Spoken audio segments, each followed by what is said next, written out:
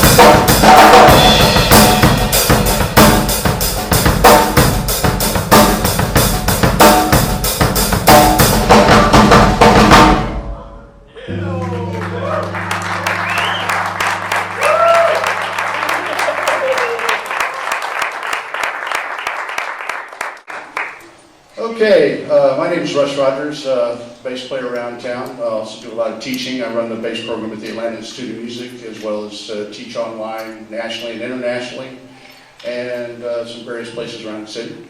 I played with Sean, what, 25 years? 27 we were talking about, yeah. Yeah, back in the early 80s.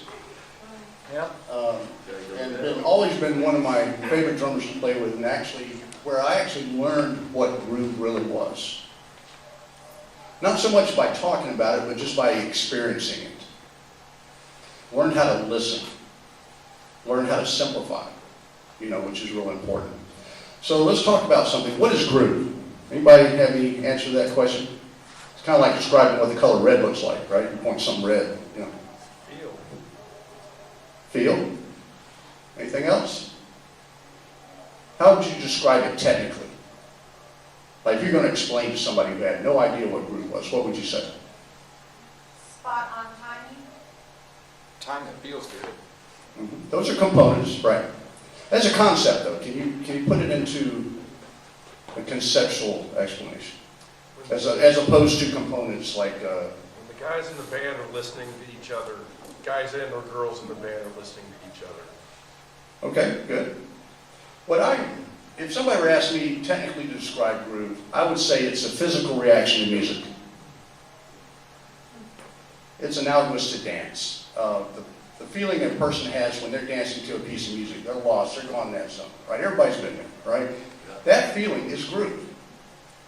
Because groove is a feeling. You can say it in one word, as a feeling, just to describe it. But technically, it's a physical reaction to music. It's why, when you see people engrossed in a conversation, right? And there's some music playing. And they're talking about something completely, they're talking about math or something, right? But you see their foot on the table, their foot's tapping. Or those of you who are parents, who have had little children, and you put something on the radio or, a CD on, what do? They start dancing. Do you teach them that? No. Why are they doing that? It's because of the groove. It's a physical reaction to music. And why this is important is that we need to, as players, recreate this feeling within ourselves so that when people listen to us play, they go to that place. Right? Because people generally feel music before they listen to it. So if it feels good to them, you can generally reel them in. Right? And groove is so powerful that you actually don't even need to play. I saw a drummer with Victor Wooten one time, J.D. Blair. He did a solo and didn't play a note and got a standing ovation. Just because his groove was so powerful. Because everybody's like burning.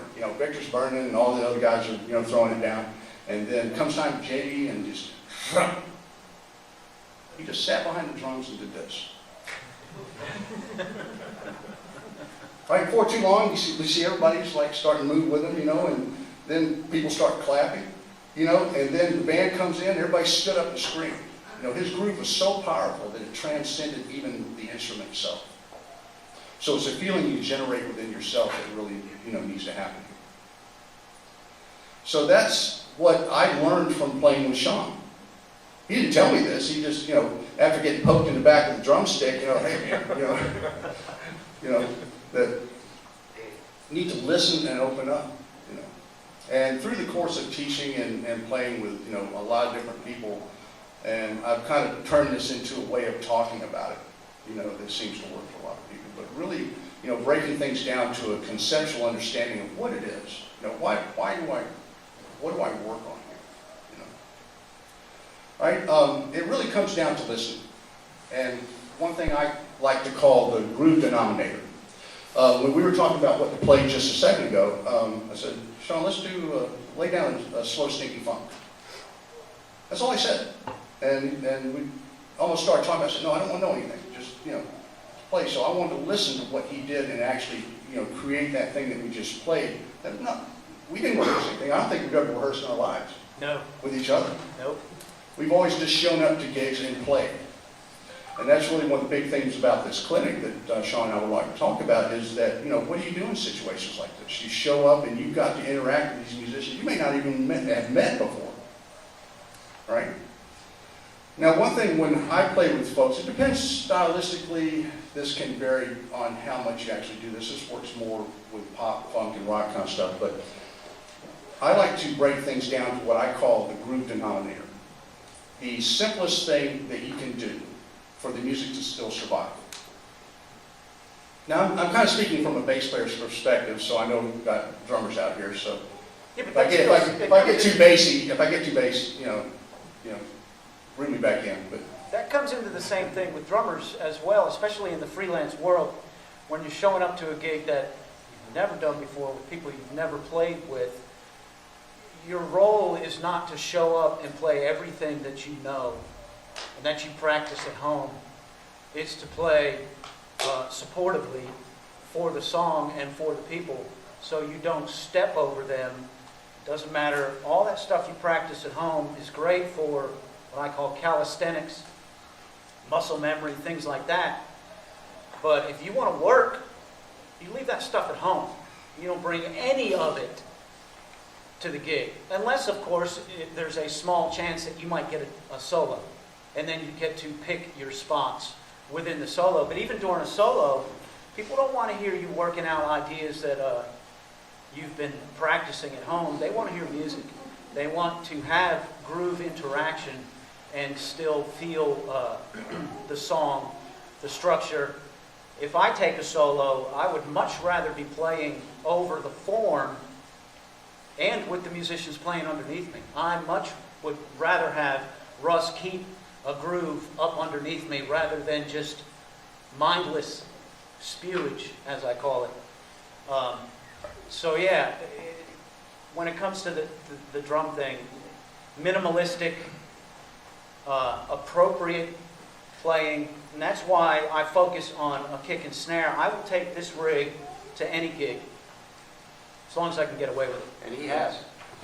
Rock gigs, jazz gigs, Latin gigs, blues gigs. If you can get to where you're comfortable playing just a kick and snare, especially when you're showing up on these jam sessions or shows where 3 drummers are using the same drum kit, if you can get comfortable playing just a kick and snare, you can play any drum set. It doesn't matter what's in front of you. That stuff is extraneous. All you really need to focus on is getting your point across and phrasing within a kick and snare. And you do it with accents, or rather than going to a tom-tom, you'll go to the kick drum and play linear things that way. And being comfortable within this, once you master that, you can show up on any drum set that's here and be able to speak your mind without second guessing. Having the confidence to be able to sit down in any situation, knowing full well that you've got this.